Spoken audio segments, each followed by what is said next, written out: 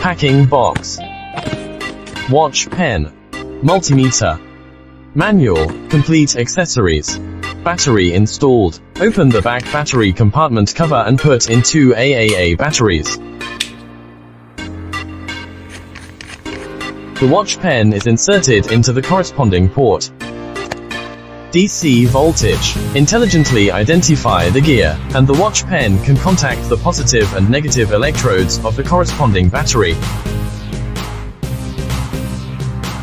AC voltage. Intelligent identification gear. The general household voltage is about 220V. Data retention mode is supported. Resistance.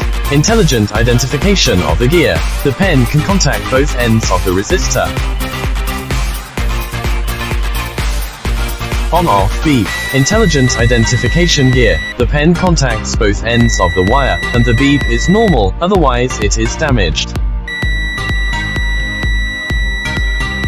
Non-contact sensing. Intelligent identification gear. When a nearby power supply is sensed, a beep alarm will be issued.